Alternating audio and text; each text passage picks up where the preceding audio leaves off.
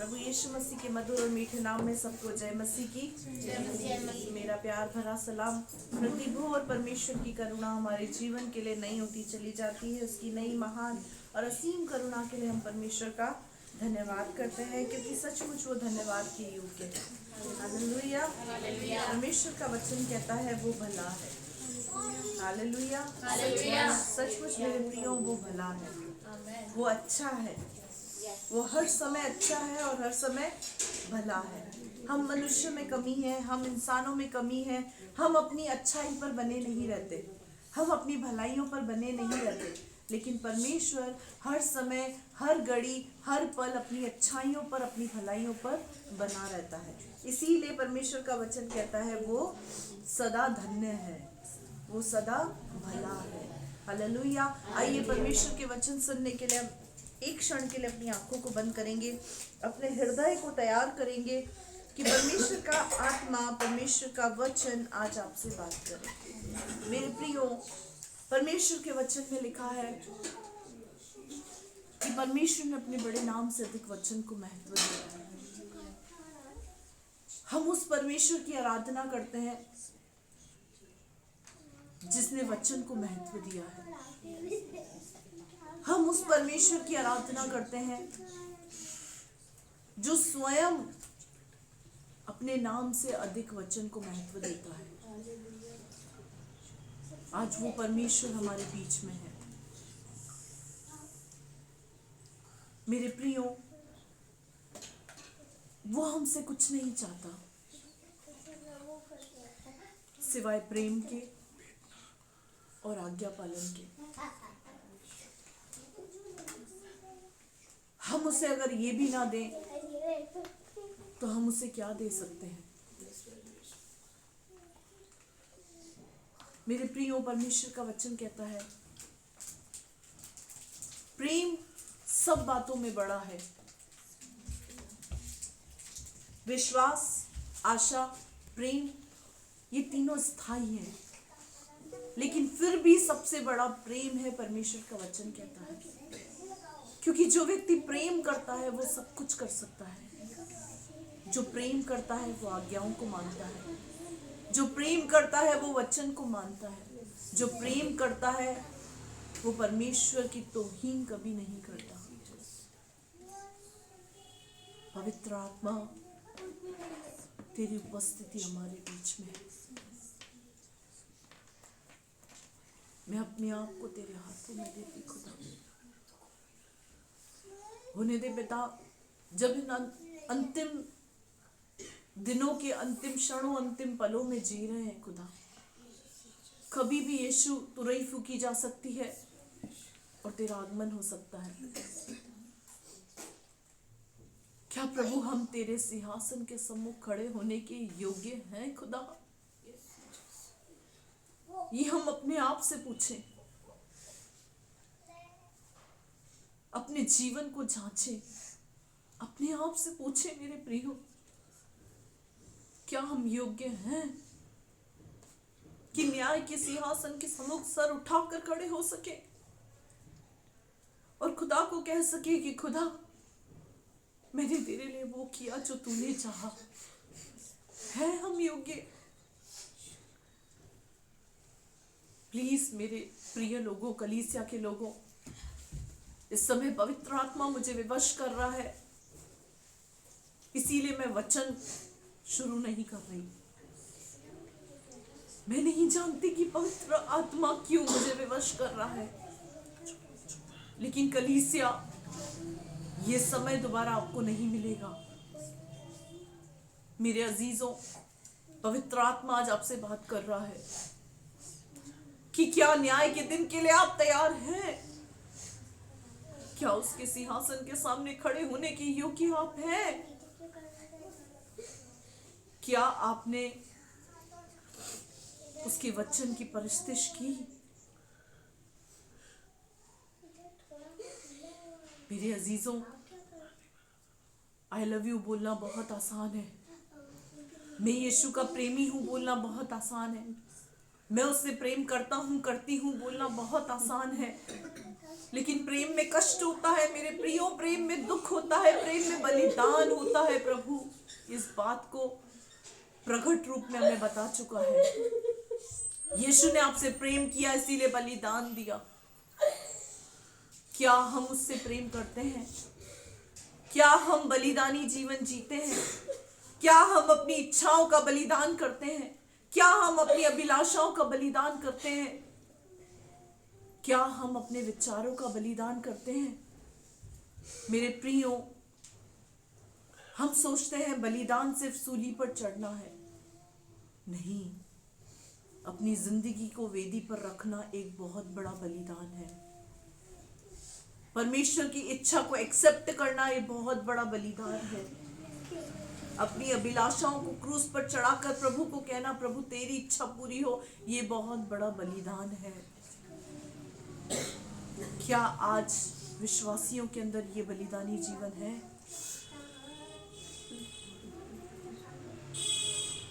हम तो प्रभु के लिए अपनी समय का त्याग नहीं कर सकते, अन्य बलिदान हम कैसे करेंगे?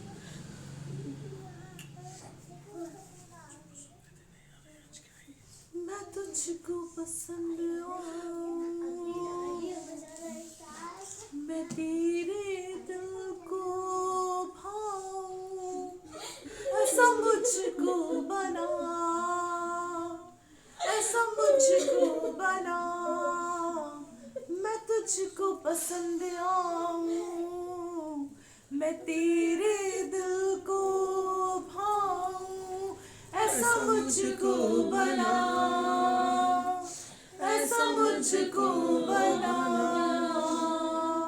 मेरे अंदर तेरी चाहतों को भर दे,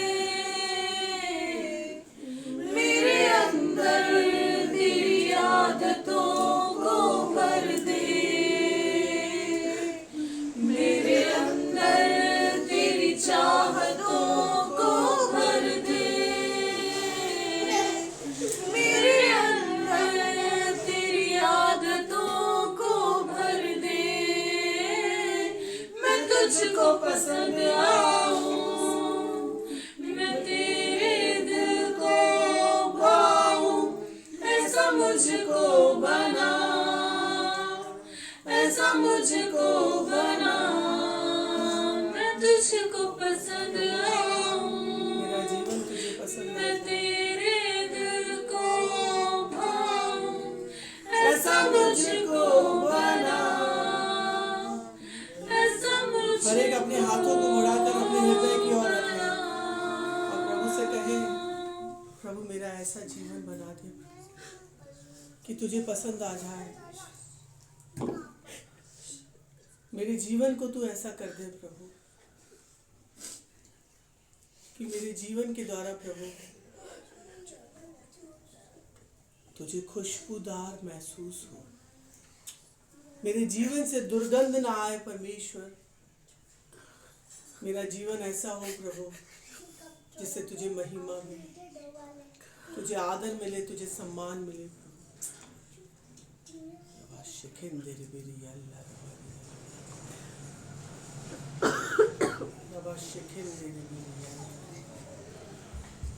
पवित्र आत्मा आपका कब्जा हो, पवित्र आत्मा आपका कब्जा हो।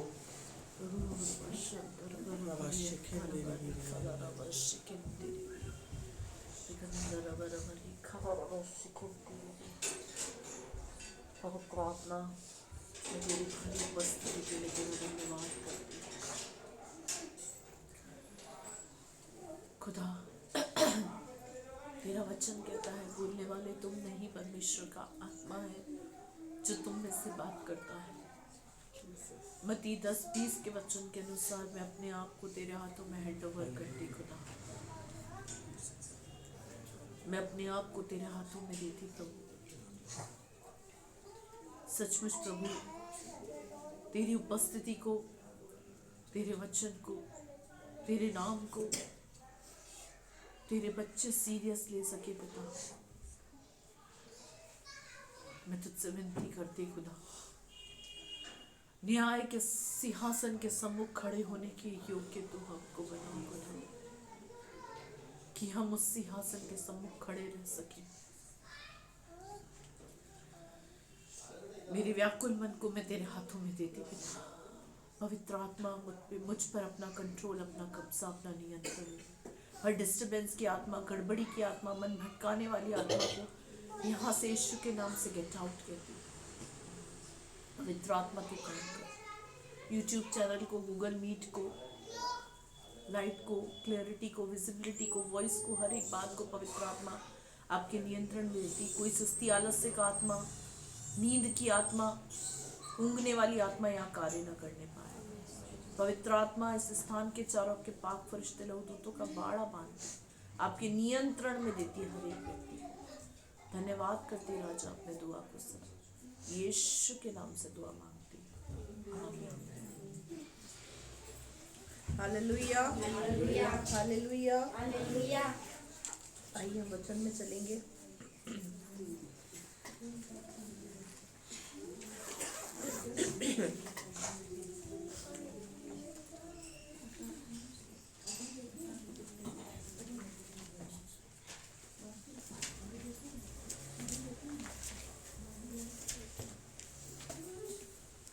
हम किसकी आराधना करते हैं?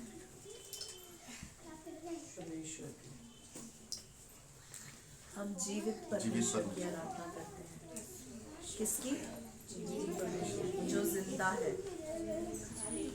जो देखता है, जो सुनता है, जो बोलता है,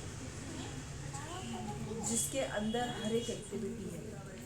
मुर्दा व्यक्ति के अंदर आपने कभी एक्टिविटी को देखा है? क्या कभी आपने देखा है मुर्दा उठकर बात करता हो? क्या कभी सुना है मुर्दे ने हमारी बात को सुना हो, या मुर्दे ने हमको देखा हो, या हमसे कुछ कहा हो? नहीं मेरे प्रियो, जो जीवित है हम उसी से सुनने, बोलने और देखने की आशा लगाते हैं। तो हम जिस परमेश्वर की आराधना करते हैं वो परमेश्वर कौन है? जीवित परमेश्वर, जो ना सिर्फ देखता है, सुनता भी है और बोलता भी है। हालेलुया। कई बार हम अपनी परिस्थिति, अपनी विपरीत हालतों के अंदर होकर सोचते हैं कि शायद परमेश्वर की दृष्टि मुझ पर नहीं है, और उसी समय मेरे प्रियो एक आवाज आती है। वो आवाज क्या है पता है? देख, मैंने तेरा चित्र अपने हथेली पर खोद कर बनाया है। तेरी शहर बना सदैव मेरी दृष्टि में बनी रहती है, और मैं तुझे निहारता हूँ। हालेलुया। कई बार हम अपने दुखों में फंसे हुए सोचते हैं कि परमेश्वर नहीं देख रहा है, लेकिन परमेश्वर का वचन बतलाता है कि वो हमें हर परिस्थिति, हर हालात के अंदर वो हमें देखता है। उसको हमारी हर एक बात पता है। जो हम बंद कमरे में करते हैं परमेश्वर वो भी जानता है। जो हम अच्छा करते हैं परमेश्वर वो भी जानता है। जो हम बुरा करते हैं परमेश्वर वो भी जानता है। परमेश्वर का वचन कहता है कुछ ढका नहीं गया जो खोला ना जाए। जो हम कर रहे हैं और जो हम करने वाले हैं परमेश्वर को सब पता होता है। परमेश्वर अभी हमको ये बात नहीं बता रहा, लेकिन जब हम न्याय के सिंहासन के सम्मुख खड़े होंगे तो सब चीजें हमारे आंखों के सामने आएंगी, और ये जो वचन है जिसको हम सुन रहे हैं वही हमसे लेखा लेगा। क्या हम उस न्याय के दिन के लिए और अपना लेखा देने के लिए तैयार हैं? क्या हमारी आत्मा तैयार है? क्या हम ऐसे हैं जो कह सके कि नहीं परमेश्वर, मैंने तेरे वचन के लिए त्याग किया, बलिदान किया। मैंने एक बलिदानी जीवन जिया तेरी मोहब्बत में। यीशु मसीह ने आपसे और मुझसे प्रेम किया, उसने क्रूस पर अपनी जान को दे दिया। वो क्या था? उसकी मोहब्बत थी, जो बलिदान के रूप में उसने प्रकट रूप में दिखाया। क्या हम एक बलिदानी जीवन जीते हैं? हम अपनी जुबान का त्याग करते हैं, हम अपने विचारों का त्याग करते हैं, अपनी अभिलाषाओं का, अपनी इच्छाओं का त्याग करते हैं। हम किस प्रकार का बलिदानी जीवन जीते हैं, किस प्रकार का, ये हमें पता है। स्वयं हमको ये बात पता है कि हम विश्वासी जीवन में कैसे हैं और कैसा जीवन जी रहे हैं। अगर हम तैयार नहीं हैं तो हम कब तैयार होंगे? यीशु मसीह का आगमन मेरे प्रियो कभी भी हो सकता है, कभी भी। आज सुबह से पवित्र आत्मा मेरे मन में बार बार इस बात को डाल रहा है कि न्याय का दिन बहुत नजदीक है। और जब न्याय का दिन अगर नजदीक है तो क्या हम उस न्याय के दिन के लिए तैयार हैं? या आज भी हम ये सोच रहे हैं कि कल मैं अपनी इच्छाओं का बलिदान करूंगा, कल मैं अपनी इच्छाओं का बलिदान करूंगी, कल मैं अपने चाल चलन को बदलूंगा, कल मैं अपने चाल चलन को बदल दूंगी। मेरे प्रियो, क्या पता कल भी शायद हम ना देख पाए। हर दिन एक विश्वासी को ये सोचकर जीना चाहिए कि क्या पता आज ही रात को यीशु मसीह का आगमन हो जाए। हालेलुया। आइए हम वचन में चलेंगे। हम निकालेंगे सबोपदेशक उसका 11वां अध्याय, उसकी पहली आयत। पुराने नियम के अंदर है ये, पेज नंबर 813, पेज नंबर 813। सबोपदेशक 11वां अध्याय, उसकी पहली आयत।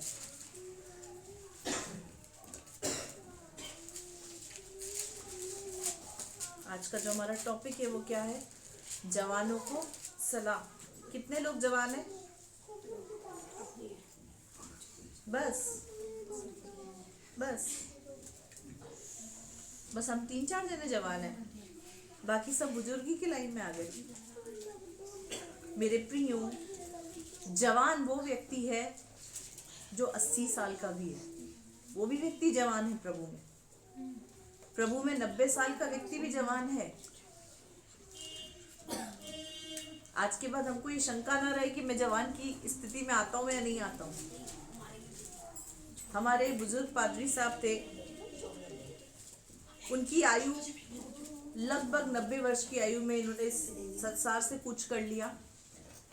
जब वो 85 साल के थे, तब अगर उनको कोई स्टेज पर आमंत्रित करता था तो उनको, उन पास्टर को अगर बोलते थे हमारे बुजुर्ग पादरी साहब प्रार्थना करेंगे, तुरंत प्रभाव से वो स्टेज पर आकर एक ही बात बोलते थे, बुजुर्ग तू होगा, मैं नहीं हूँ बुजुर्ग।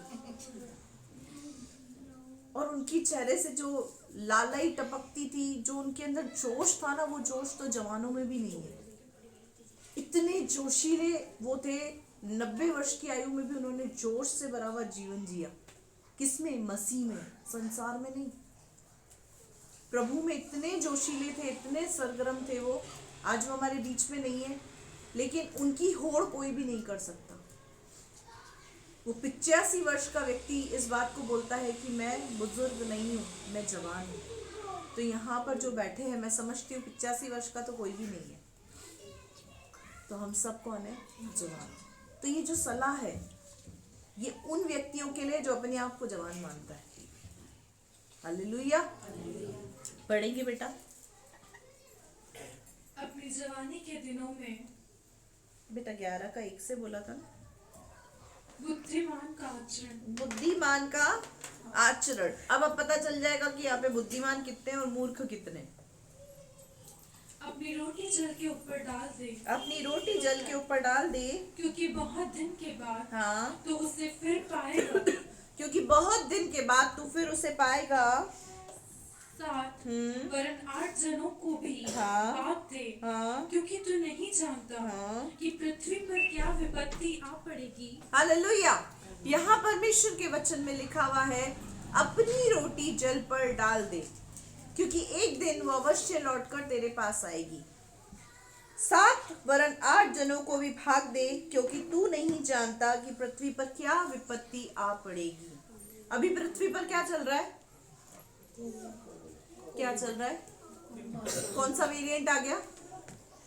तीसरा, ओम्रिकॉन, कोरोना का तीसरा वेरिएंट। पहले था 3G, 5G, अभी 7G आ गया। तो ये क्या है? विपत्ति। यहाँ पर परमेश्वर का वचन क्या सिखा रहा है? अपनी रोटी जल पर डाल दे। इसका मतलब हम समझे? अपनी रोटी जल पर डालने का मतलब है सुसमाचार सुना। एक दिन लौटकर वो व्यक्ति 6 महीने बाद, 4 महीने बाद, 5 महीने बाद लौटकर वापस तेरे पास आएगा और मुझे बोलेगा प्रभु के भवन में लेकर जा। हालेलुया। दूसरा, आज तक हमने इसको क्या समझा था? सिर्फ सुसमाचार नहीं। यहाँ लिखा हुआ है अपनी रोटी जल पर डाल दे। सुसमाचार तो वो है, दूसरी चीज है दान, भेंट और दशमांश। अपनी रोटी जल पर डाल दे, एक दिन लौटकर वो तेरे पास जरूर आएगी। अक्सर मैंने बच्चों को प्रार्थना करते सुना है कि परमेश्वर तो किसी का पक्षपात नहीं करता। और यहाँ पर भी ऑफरिंग जब होती है, जब भेंट की थैली उठाई जाती है, उस थैली के बाद प्रार्थना यही की जाती है कि प्रभु तू किसी का कर्जदार नहीं रहता, तू 100 गुना 1000 गुना करके लौटाता है। करते हैं हम ये प्रार्थना। लेकिन जब बोने की बारी आती है, हम सबसे पहले अपने पैर पीछे कर लेते हैं। मेरे प्रियो, अगर बैंक में आपके पैसे होंगे तभी तो आप एटीएम में से निकाल पाएंगे। बैंक में अगर आपका अकाउंट खुला होगा तभी तो आप एटीएम से पैसे जमा कर पाएंगे। ऐसा कौन सा व्यक्ति है जो बोले मेरे बिना बैंक के अकाउंट के ही मैं एटीएम में हर रात को पैसे डालता हूँ और पहुंच जाते हैं बैंक में? है ऐसा कोई व्यक्ति? जिसका बैंक में अकाउंट होता है वो एटीएम से पैसा डालता है और बैंक में पहुंच जाता है और बैंक से निकाल सकता है। हालेलुया।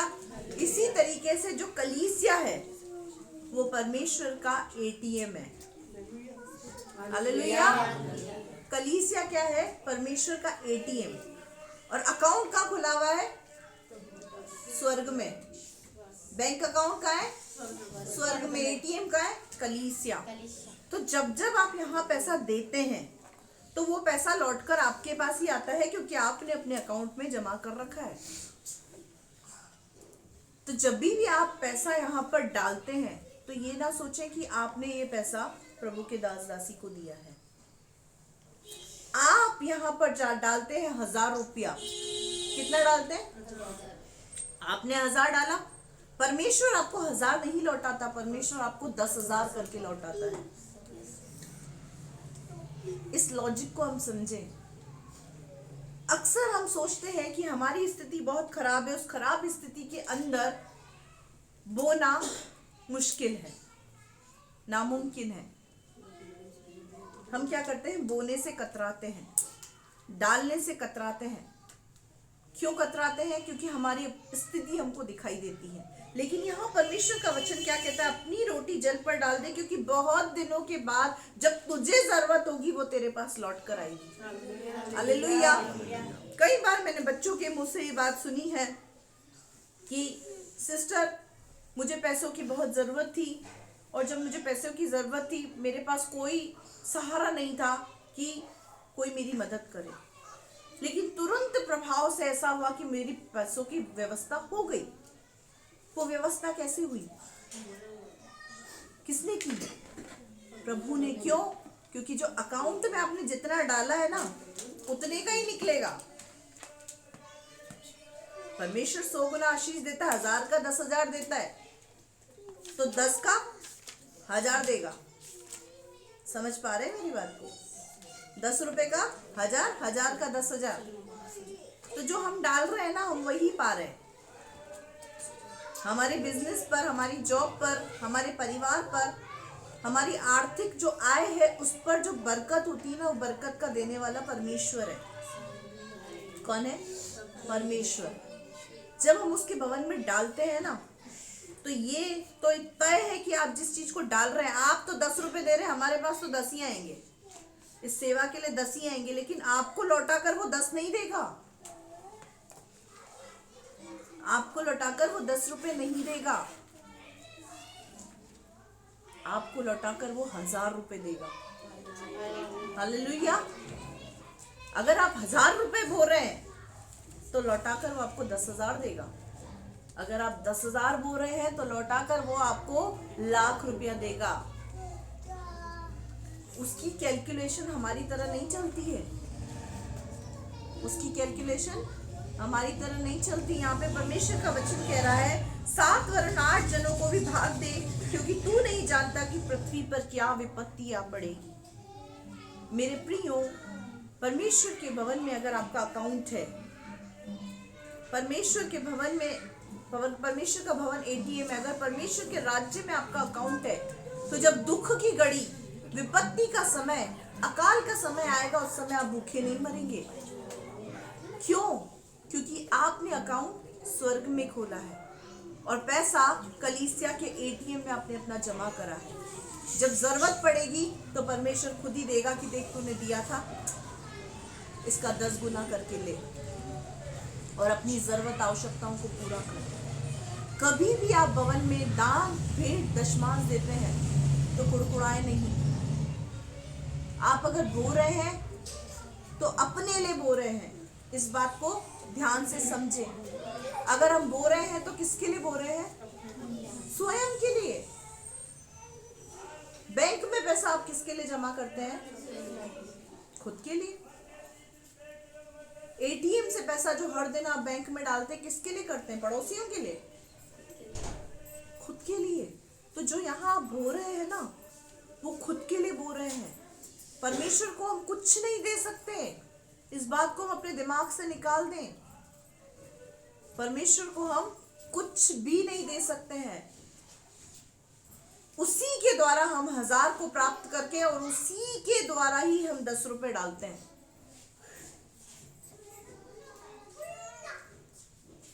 हम कुछ भी नहीं दे सकते खुदा को, कुछ भी नहीं।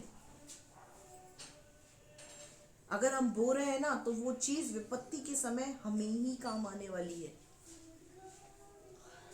इसीलिए परमेश्वर का वचन कहता है अपनी रोटी को जल पर डाल दे। वो रोटी पहला तो है सुसमाचार और दूसरा है दान, भेंट और दशमांश। वो हम खुदा के भवन में बो रहे हैं, एटीएम में डाल रहे हैं, जो हमको उस अकाउंट में हमारा ही इकट्ठा हो रहा है, हमारे ही नाम से अकाउंट बना हुआ है कि फलाने व्यक्ति ने इतने डाले आज। Hallelujah, hallelujah. इस पर दृष्टि किसकी है? परमेश्वर की। परमेश्वर देख रहा है आप हदिया में क्या डाल रहे हैं, दान पेटी में क्या डाल रहे हैं, बेट में क्या दे रहे हैं। ये सब परमेश्वर देख रहा है। हालेलुया। और बढ़ाकर देने वाला भी वही है। चमड़ी जाए पर दमड़ी ना जाए, ये हाल अगर हमारा होगा तो हम कभी आशीषित नहीं होंगे। मेरे प्रियो, इतना समय नहीं है कि मैं उन आयतों को पढ़ाऊं, क्योंकि मुझे इस चैप्टर को कंप्लीट करना है। परमेश्वर के वचन में एक ऐसी लेडी थी, विधवा, जिसने अपनी जीविका में से, उसके पास सिर्फ 2 दमड़ी थी। 2 दमड़ी उस समय क्या कैलकुलेशन होता था मुझे नहीं पता, लगभग अपन समझ ले 2 दमड़ी बहुत ज्यादा वैल्यूबल हुआ करती थी उस समय। उसके पास 2 दमड़ी थी। 2 दमड़ी की उसने पूरी की पूरी हदिया में डाल दी। जितनी जीविका उसकी थी वो सारी जीविका उठाकर उसने डाल दी। अब यीशु मसीह को क्या बोलना था? बहुत से लोग वहां पर दान डाल रहे थे, और बहुत से लोग जब वहां पर दान डाल रहे थे तो दान डालने के समय इस विधवा ने भी 2 दमड़ी डाली। तो वहां पर बहुत अमीर थे, जिनके पास बहुत पैसा था, जिनके पास करोड़ों थे, और करोड़ों में से उन्होंने कुछ 1000 डाले। लेकिन इसके पास थे ही 1000, इसने वही डाल दिए। तो ज्यादा किसने डाला? लाख डालने वाले या 1000 डालने वाले? क्यों? क्यों? ये तो आप वचन बोल रहे हैं। आपके विचार क्या बोलते हैं? आप वचन बोल रहे हैं, विचार क्या बोलते हैं? क्या यीशु की तरह विचार है हमारे? यीशु मसीह ने उस भीड़ में से खड़े होकर बोला, तुम लोगों ने तो अपनी बढ़ती में से डाला है, लेकिन इसने अपनी घटी में से जो कुछ इसका था, इसने सब कुछ दे दिया। किसको सराहा यीशु मसीह ने? विधवा को। मैं उन लोगों से बात कर रही हूँ जो बोलते हैं कि प्रभु को पैसों से कोई मतलब नहीं है, प्रभु ही तो देता है, वो क्यों मांगेगा। मेरे प्रियो, यीशु को आपके मन से मतलब है। आपका मन, आपके विचार कैसे हैं, यीशु को उस चीज से मतलब है। यीशु मसीह ने उस विधवा को क्यों सराहा पता है? उसने अपनी घटी में से बोया। यीशु मसीह किसको सराहता है?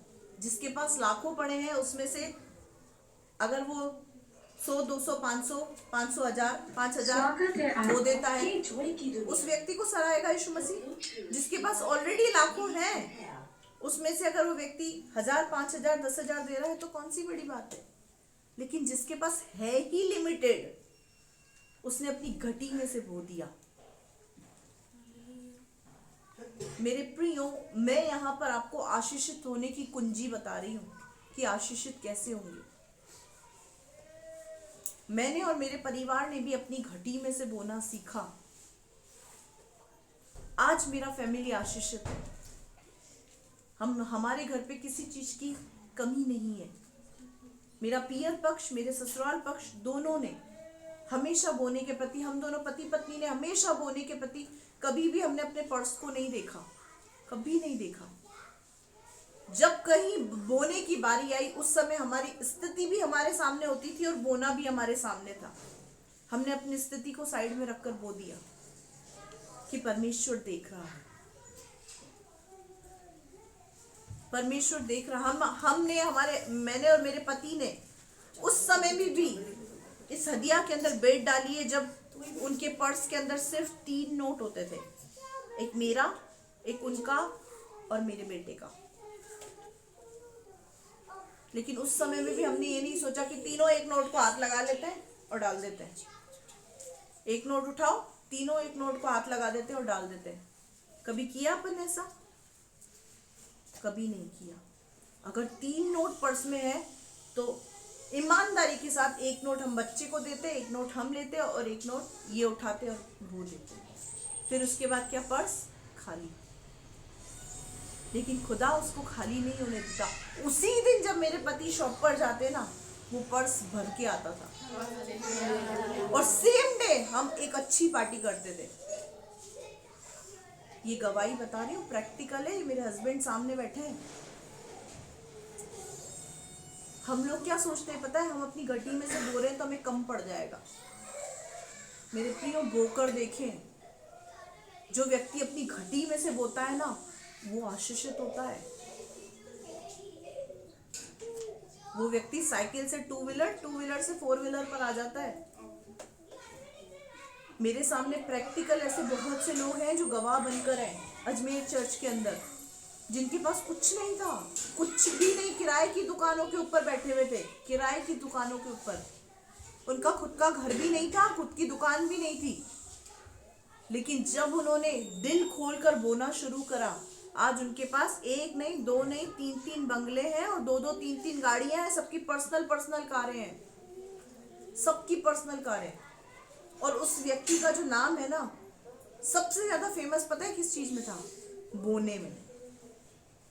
कि ये व्यक्ति सेवा में कभी जनरेटर दे देता था, कभी इन्वर्टर दे देता था, कभी एसी गिफ्ट कर देता था। ऐसे बोता था वो व्यक्ति। उसके घर में एसी नहीं थी, लेकिन वो क्या करता था पता है आपको? उसके घर में एसी नहीं थी। उसने एक दिन एसी का सोचा कि मेरे गर्मी बहुत है, मैं अपने घर के लिए एसी लेकर आऊंगा।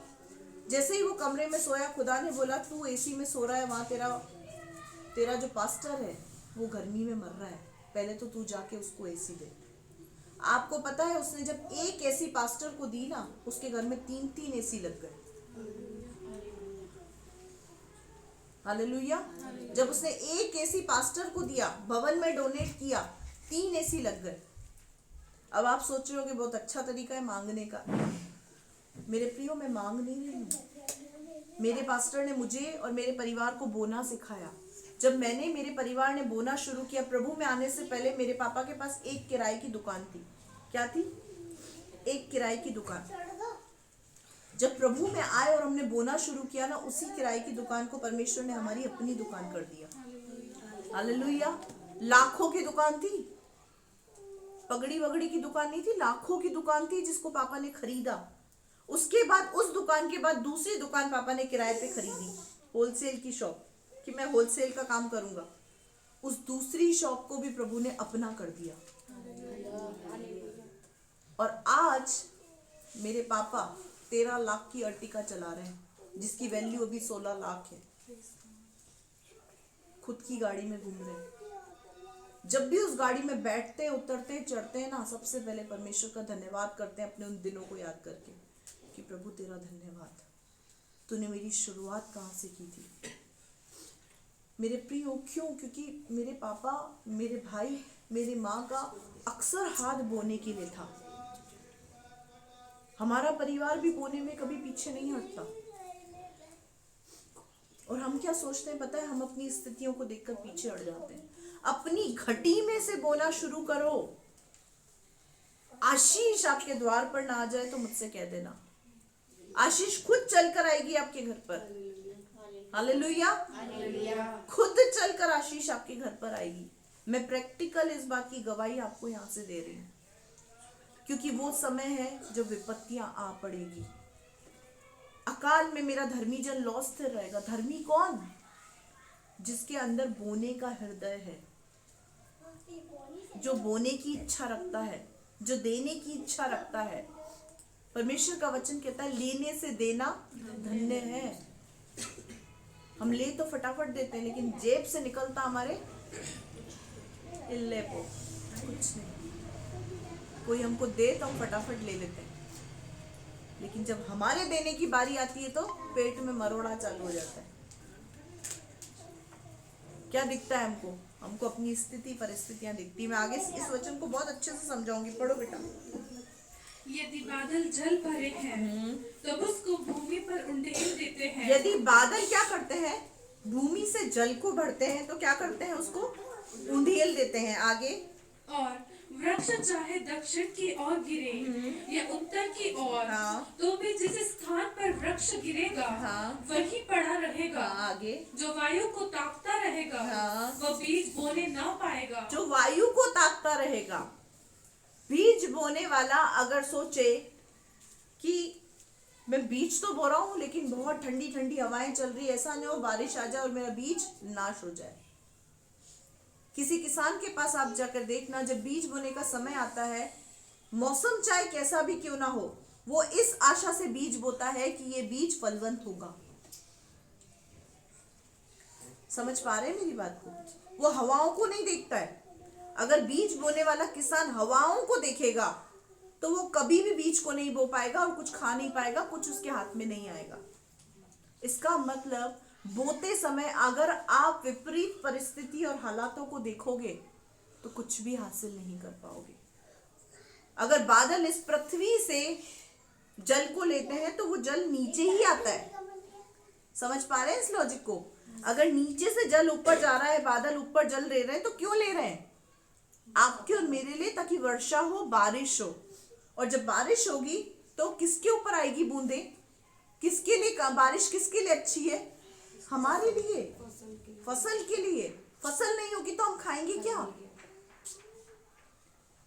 तो अगर परमेश्वर कलीसिया के द्वारा पैसा ऊपर आपके बैंक अकाउंट में इकट्ठा कर रहा है ना, तो वो लौटकर आपके पास ही आएगा। समझ में आया लॉजिक? आया लॉजिक? जो ये बाहर मिथ्या है ना, इस चीज का झूठ फैला हुआ है कि कलीसिया में पैसा मांगते हैं, ये करते हैं, वो करते हैं, ये लोग तो ऐसा बोलते हैं, वैसा बोलते हैं, तो इस मिथ्य को अपने दिमाग से निकाल दें। बादल अगर यहां से पानी ऊपर लेते हैं ना, तो वो आपके फायदे के लिए है। अगर कलीसिया एटीएम बनकर आपसे बोने के लिए बोलती है ना, तो उसमें फायदा आपका ही है। कलीसिया को तो आप 1000 रुपए देंगे, सिर्फ 1000 प्रभु की सेवा के लिए, लेकिन लौटकर 10,000 आपको मिलेंगे। फायदा किसका? बोलो, फायदा किसका? बादल जब ऊपर पानी खींचते हैं ना, तो उससे फायदा हमको है। इधर जो आप बोते हैं ना, उससे फायदा भी आपको ही है। आप अपनी गड्डी में से बो रहे हैं, बढ़ती में से बो रहे हैं, कितना बो रहे हैं, क्या बो रहे हैं, सब खुदा देख रहा है। हमको मतलब नहीं है। इस हदिया में आप 1 रुपया डाले, 10 रुपए डाले, 10,000 डाले, आप अपने लिए डाल रहे हैं, किसी व्यक्ति के लिए नहीं। यहाँ क्या लिखा हुआ है? अगर बीज बोने वाला हवाओं को देखता रहे तो वो बीज कभी नहीं बो पाएगा। अगर आप अपनी परिस्थितियों को देखकर बोने से हाथ पीछे हटा देते हैं, अपनी घटी में से बोना आपने नहीं सीखा, तो आप कभी भी अपनी बढ़ती में से नहीं बो पाएंगे। मेरे प्रियो, 100 रुपए में से 10 रुपए निकालना आसान है आसान? 10,000 में से 1,000 रुपए निकालना आसान है आसान? लाख रुपए में से 10,000 निकालना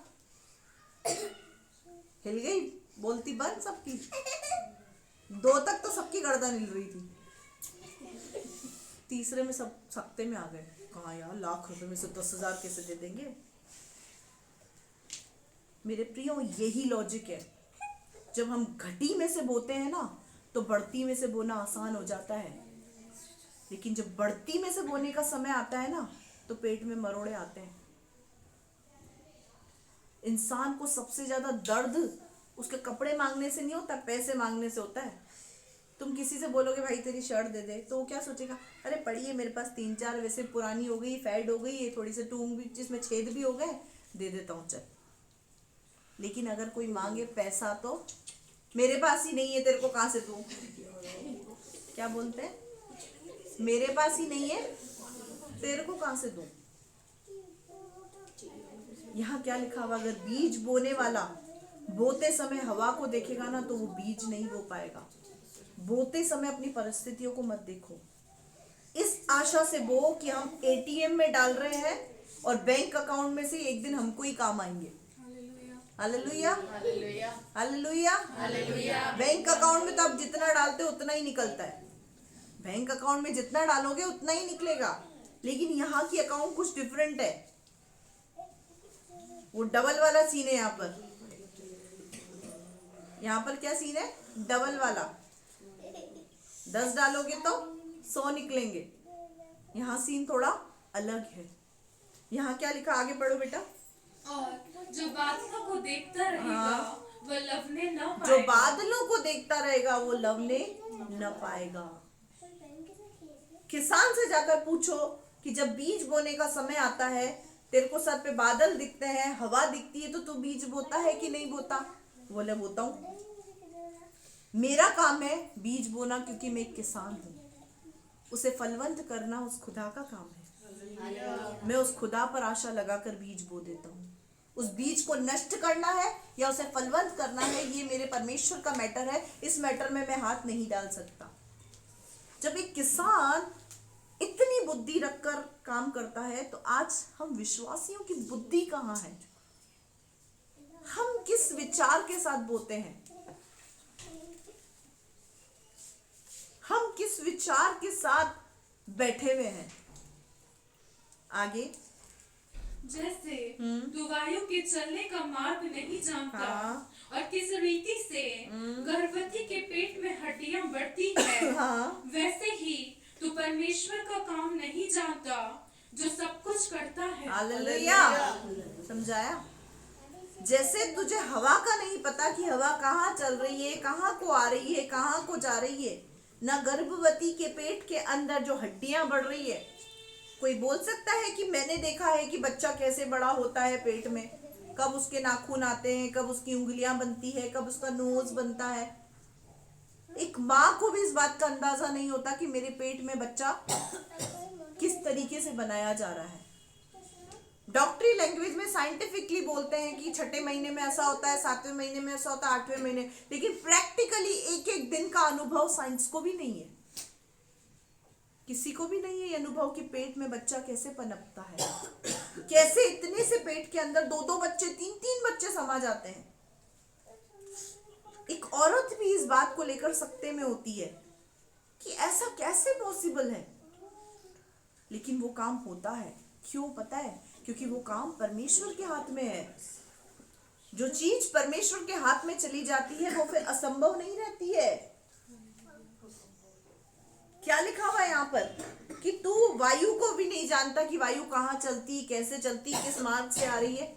आप बाहर खड़े हो जाए, आप बता पाएंगे हवा यहाँ से आ रही है, यहाँ को जा रही है? बता पाएंगे कि हवा यहाँ से चल रही है, फिर यहाँ जा रही है, वहां से? थोड़ी देर खड़े रहेंगे, थोड़ी देर की लगे यहाँ की आज हवा है, फिर थोड़ी देर बाद नहीं नहीं नहीं नहीं यहाँ की है, दूसरा बोलेगा नहीं नहीं नहीं नहीं यहाँ की है।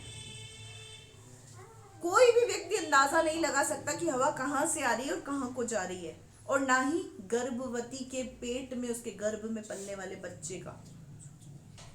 इस वचन से परमेश्वर का दास आपको यही सिखाना चाह रहा है यहाँ पर जो लेखक, कि जब तुम इन 2 बातों का ही अंदाजा नहीं लगा सकते, जो बहुत छोटी छोटी बातें हैं, तो फिर अपनी बुद्धि और बातों में क्यों लगाते हो? हालेलुया।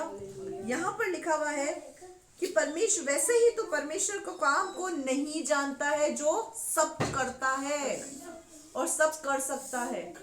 हम परमेश्वर के काम को नहीं जानते हैं। आगे बढ़े बेटा। भोर को अपना बीज बो हाँ। और सांझ को भी अपना हाथ न रो। भोर को अपना बीज बो और सांझ को भी अपना हाथ मत रोक। अब ये क्या आ गया? क्या आ गया? यहाँ 3 चीजें आ गई। सुसमाचार, दान दशमांश बेटे और प्रार्थना। तीनों चीजें यहाँ पर आ गई। क्या है? बोर को अपना बीज बो, यानी हर समय प्रार्थना में लौलीन रहे। सांझ को भी अपना हाथ मत रोक, यानी जब भी मौका मिले बो दे। क्या? प्रार्थना, सुसमाचार, दान दशमांश भेंटे। तीनों चीजें आ गई। ये नहीं सोचना कि मेरा फोकस किसी एक चीज पर है। मेरा फोकस पवित्र आत्मा पर है कि वो मुझसे क्या बुलाना चाहता है, वो क्या चाहता है इस कलीसिया से। मेरा फोकस दान दशमांश बेटों पर नहीं है। हमारा पेट तो खुदा पाल रहा है और आगे भी पलेगा, मेरा विश्वास है। आज 2 व्हीलर है, कल 4 व्हीलर भी आ रही है। हमारी तो ये अभी पड़ाव है, मंजिल नहीं है। लेकिन जो चीज यहाँ से सिखानी है उस चीज को मैं सिखा कर ही रहूंगी। मैं इस बात की परवाह नहीं करती कि इस वचन से किसी को ठोकर लगेगी या किसी को क्या होगा। परमेश्वर का वचन कहता है कि ठोकरों का लगना तो अवश्य है। यीशु मसीह ने जब गहरी बातें चेलों को सिखाई तो चेलों को ही ठोकर लग गई। 70 में से 58 गायब, 12 बचे। यीशु मसीह ने कहा तुमको जाना है तो तुम भी 9 2 11 हो जाओ। पतरस ने क्या कहा? तुझे छोड़कर कहाँ जाए प्रभु, अनंत जीवन की बातें तो तेरे पास ही है। तो जिनको अनंत जीवन की बातें चाहिए होगी ना, उनको चाहे कितने भी कठोर वचन दे दो, वो उस कलीसिया में चिपके रहेंगे। और जिनको सिर्फ लीपा पोती कच्ची लेसाई चाहिए होगी ना, वो अगले संडे सीट खाली। इसलिए मैं परवाह नहीं करती। क्या लिखा हुआ है? बोर को अपना बीज बो और सांझ को भी अपना हाथ मत रोक, यानी जब भी मौका मिले संगति से बाज मत आ, प्रार्थना करने से बाज मत आ। जब भी मौका मिले बोने से बाज मत आ, सुसमाचार सुनाने से बाज मत आ, दान दशमांश बेटे देने से बाज मत आओ। आगे, क्योंकि तू नहीं जानता कि कौन सफल होगा। तू नहीं जानता इस बात को कि कौन सफल होगा। सफलता परमेश्वर के हाथ में है। बढ़ती न तो पूरब से, न पश्चिम से, न जंगल की ओर से आती है। बढ़ती का देने वाला यहोवा परमेश्वर है, जो आपकी घटी में से बोना आपका देखकर आपको बढ़ती की ओर लेकर जाता है। हालेलुया। आगे पढ़ो बेटा। यह दोनों के दोनों अच्छे निकलेंगे। हाँ, आगे। उजियाला मन भावना होता है। उजियाला कैसा लगता है? मन भावना, चमक होती है उजियाले में। एक रोशनी में क्या दिखती है हमको? सब चीजें बहुत खूबसूरत दिखती है सूरज की रोशनी के अंदर। बहुत मन भावना होता है। और आगे, और धूप के देखने से आंखों को सुख होता है। धूप को देखते हैं तो अब ऐसी सर्दी में हम किसको ताक रहे हैं? धूप को। मीटिंग खत्म होती कुछ लोग कहाँ जाएंगे? बाहर धूप सेकने। क्यों? क्योंकि आंखों को सुख मिलता है धूप को देखकर। हालेलुया। आगे, यदि मनुष्य बहुत वर्ष जीवित रहे हाँ, तो उन सबों में आनंदित रहे। हाँ, परंतु यह स्मरण रखे हाँ, कि अंधियारे के दिन भी बहुत होंगे। हाँ। जो कुछ होता है वो व्यर्थ है। हालेलुया। ये जो कुछ हम अपनी आंखों से देख रहे हैं मेरे प्रियो, ये सब कुछ परमेश्वर का वचन कहता है व्यर्थ है। क्योंकि अंधियारे के दिन भी आएंगे। ये भी कौन से दिन चल रहे हैं? ये सबोपदेशक की पुस्तक तो बहुत पहले लिखी हुई, अभी कौन से दिन चल रहे हैं? अंधकार के दिन चल रहे हैं। और वो दिन कैसे होंगे? बहुत होंगे। यानी ये जो महामारी है ये भी इसका स्टॉप नहीं है। हम अगर सोच रहे हैं कि बस अब यही खत्म है, ये 2021 तक जो हुआ हो गया, 2022 में सब कुछ सही हो जाएगा, ये तो शुरुआत है यीशु मसीह के आगमन की। अभी तो बहुत कुछ होना है। अभी तो भूकंप आएंगे, जगह जगह पे पता नहीं क्या क्या होगा। अभी तो भूकंप आएंगे, प्लेन क्रैश होंगे, आग गिरेगी ऊपर से, बहुत कुछ होना है। अभी तो ये अंत का समय चल रहा है। सृष्टि का अंत कभी भी हो सकता है। इसीलिए लिखा हुआ है कि अंधकार के दिन बहुत हैं। हम सोच रहे हैं कि यहीं तक सीमित है, तो ये नहीं, आगे भी बहुत कुछ है। उस बहुत कुछ के लिए हमें अपने जीवन को तैयार रखना है। वो तैयारी कैसी होगी? प्रार्थना के द्वारा, सुसमाचार सुनाने के द्वारा, कि बहुत से लोग प्रभु के आगमन में शामिल हो सकें, प्रभु को जान सकें, बोने के द्वारा। ये हमारी तैयारी है, ताकि वो जो अंधकार के दिन आए, उस अंधकार के दिन में हम सरवाइव कर सकें। हालेलुया। आगे बेटा। जवानों को सलाम। अब जवानों को सलाम। अब यहाँ पर सब कौन है? जवान। इतनी देर में कोई बुजुर्ग तो नहीं हो गया? इतने टाइम के अंदर भाई सुन सुन के थोड़ी बुजुर्गी सी आ गई हो? नहीं, हम सब कौन है प्रभु में? जवान। हमारे सीनियर पास्टर जवान है, 90 साल के होकर भी वो जवान थे, तो हम भी जवान हैं। हालेलुया। पढ़ो बेटा। हे जवान, हे जवान, अपनी जवानी में आनंद कर, अपनी जवानी में आनंद कर, और अपनी जवानी के दिनों में मगन रहे, अपनी जवानी के दिनों में मगन रहे, और अपनी मनमानी कर, और अपनी मनमानी कर, और अपनी आंखों की दृष्टि के अनुसार चल, और अपनी आंखों की दृष्टि के अनुसार चल। अब सारे जवान खुश। क्या गजब का वचन आया है। कहा था आज तक ये वचन हमसे छुपा हुआ? हर संडे को हथौड़ा मारती हो वचन का। ऐसे वचन दिया करो जो हमारा मन भावना हो जाए, दिल गार्डन गार्डन हो जाए। सुनो, ये अभी यहाँ तक खत्म नहीं है। क्या लिखा हुआ है? हे जवान, अपनी जवानी के दिन में आनंद कर। कहाँ जा? डिस्को बार में जा, दोस्तों के साथ मौज मस्ती कर, दारू पी, सिगरेट पी, एक आई उसको पटा, फिर उसको हटा, फिर दूसरी को पटा, फिर दूसरी को हटा, तीसरी को पटा। आनंद मगन यही है आजकल के जवानों का। मैं फैक्ट बता रही हूँ।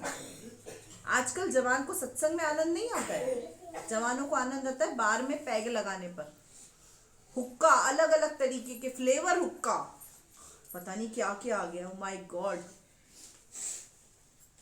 हुक्का पीने में वो क्या बोलते हैं, पता नहीं क्या उड़ाते हैं, सिगरेट का सिगार विगार करके उड़ाना करना, ये जवानों को पसंद आता है। पिक्चरों से देख देख के, वो कौन सी पिक्चर आई थी, दो दो सिगरेट एक साथ पीता था, कौन सी थी? हाँ, कबीर सिंह। अब एक दूसरे को क्लियर करें, देखी नहीं, नाम पता है। मेरे प्रियो, जवानों को ऐसी चीजें आकर्षित करती हैं। इसीलिए लिखा हुआ है, परमेश्वर क्या बोल रहा है? ए जवान, आनंद कर और अपनी जवानी के दिनों में मगन हो। किस में मगन हो? टीवी, सिनेमा, और किस में मगन है हम? Flirting, chatting, setting, proposals. अभी आएंगे वैलेंटाइंस डे, 7 दिन तो ऐसे फूल ले लेके घूमते रहिए। एक दिन टेडी ले लेंगे, एक दिन चॉकलेट उठा लेंगे, फिर 7 दिन निकलते, 8वें दिन ब्रेकअप, दूसरी पटाओ अगले वैलेंटाइन के लिए। क्या यही है संसार के लिए आनंदित और मगन होना? यही है। और परमेश्वर का वचन भी जो है ना, वो भी इसी के बारे में कह रहा है कि ये सब कुछ कर, और दूसरी चीजें अपनी मनमानी कर। मुझे तो इसी से ही शादी करनी है। ये क्या है? मनमानी।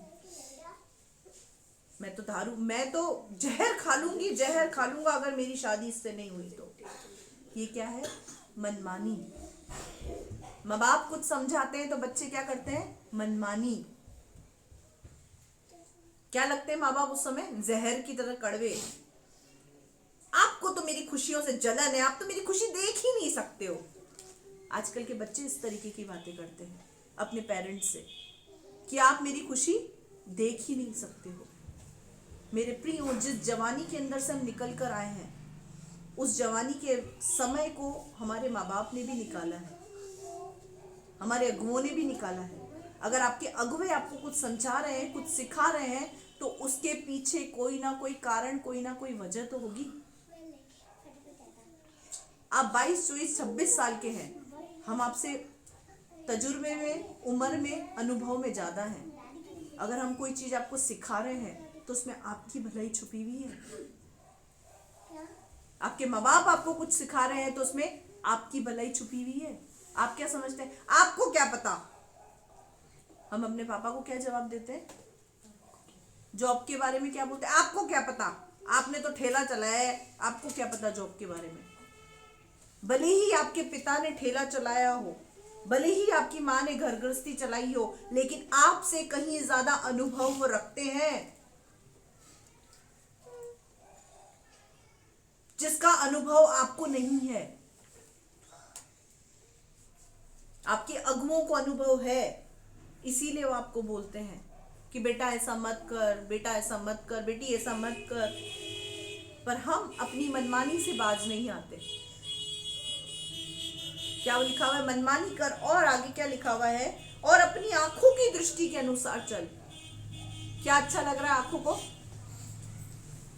नेट, इंटरनेट, ब्लू फिल्म्स, गंदी चीजें, गलत बातें, क्या अच्छा लग रहा है आंखों को? आजकल के जवानों को क्या अच्छा लगता है? गलत मूवीज देखना, गलत बातों को सुनना, ठट्टा करना, मजाक मस्ती करना, एंजॉयमेंट करना, नाचना कूदना, नशे के अंदर अपनी जिंदगी को व्यतीत करना, 2-2 गर्लफ्रेंड्स को हाथ में लेके घुमाना, लड़कियां भी आजकल के एक को छोड़ दूसरे को पकड़ना। ये सब क्या है? ये आंखों की दृष्टि के अनुसार चलना है। आगे परमेश्वर का वचन क्या कहता है, ध्यान से सुनो। परंतु ये जान रहो, परंतु, मैंने अक्सर बोला है किंतु, परंतु, जबकि, तबकि, ये वर्ड बहुत इंपॉर्टेंट है। इन वर्ड्स को आप नहीं छोड़ सकते। ये शब्द जब आते ना, सावधान, सचेत हो जाओ, जागते रहो, इसको पढ़ा भी बेटा फोकस करके करा करो। जब भी है ना सावधान, तो सावधान हो जाए। परंतु आए तो परंतु को बोल के फुल स्टॉप दिया करो कि ये सब कर लो। उसके बाद परंतु ये जान रख। क्या जान रख? अब सुनो कि इन सब बातों के विषय में परमेश्वर तेरा न्याय करेगा। इन सब बातों के विषय में परमेश्वर तेरा न्याय करेगा। जो चाल तुम चल रहे हो, उसके विषय में परमेश्वर तुम्हारा न्याय करेगा।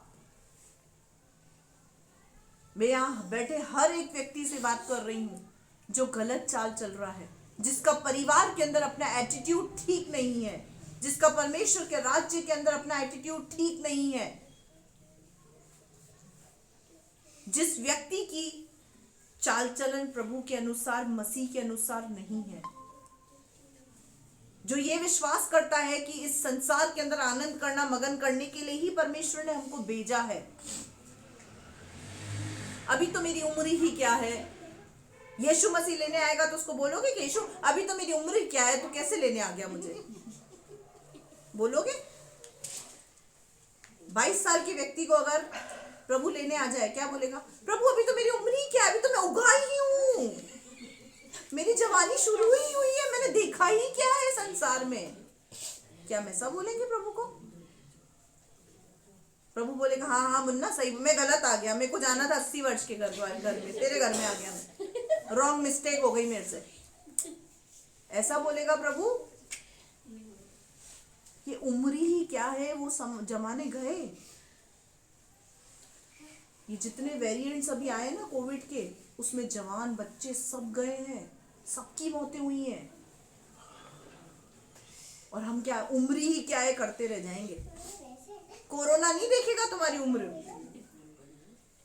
कोरोना आएगा बोले अभी मेरी उम्र ही नहीं है, पास में जा, पास में, वो 70 साल का है, उसके घर वाले बहुत दुखी है उससे, वो मर नहीं रहा, तू ले जा उसको।